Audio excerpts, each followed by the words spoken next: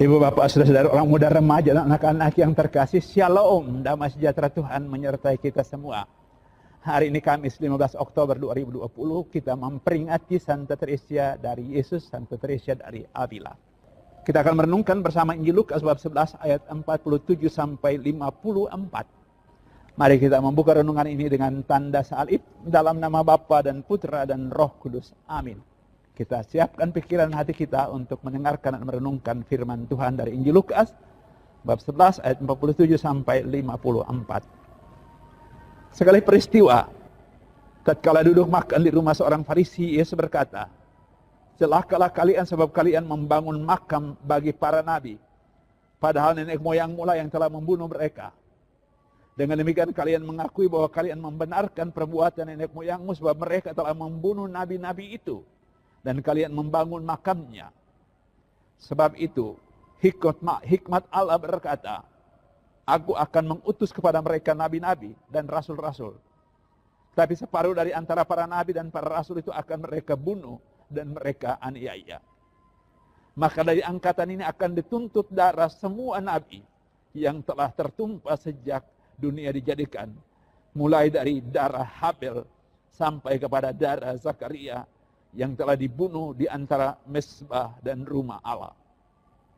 Bahkan aku berkata kepadamu, semuanya itu akan dituntut dari angkatan ini.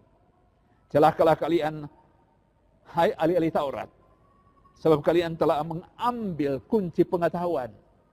Kalian sendiri tidak masuk ke dalamnya, tetapi orang yang berusaha masuk kalian halang-halangi.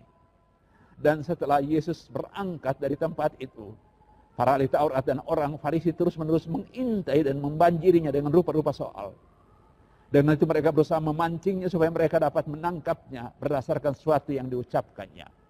Demikianlah Injil Tuhan, terpujilah Kristus. Ibu bapak, saudara-saudara yang terkasih, orang muda, remaja, dan anak-anak yang Tuhan Yesus kasih.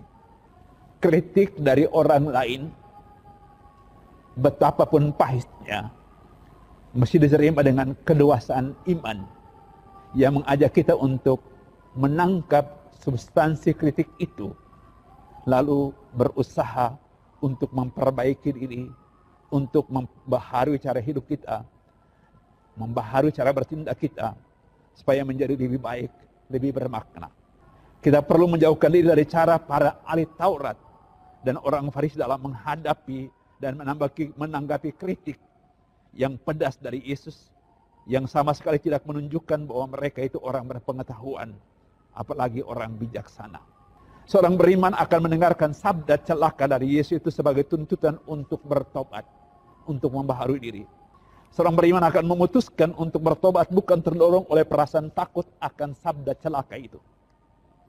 Ia akan berjuang untuk menata hidup dan perilakunya agar menjadi pribadi yang hidup, perkataan dan perbuatannya supaya menyenangkan Tuhan. Karena imannya memampukan dia untuk menangkap bahwa di balik kata-kata Tuhan yang pedas itu, di balik sabda celakanya itu, tersirat cinta kasih Tuhan baginya. Cinta kasih Tuhan itulah yang menjadi daya dorong baginya untuk bertobat. Apakah kita sungguh-sungguh orang beriman? Kalau kita sungguh-sungguh orang beriman, kita akan mendengarkan dengan sepenuh hati apa yang dikatakan oleh orang lain. Kritik mereka, saran mereka. Dan itu kita dengarkan dengan sepenuh hati karena kita tahu Tuhan bekerja melalui mereka untuk mendatangkan kebaikan bagi kita. Kita berdoa supaya kita selalu punya hati sebagai seorang beriman, hati yang penuh kerendahan hati. Tuhan memberkati kita semua dalam nama Bapa dan Putra dan Roh Kudus. Amin.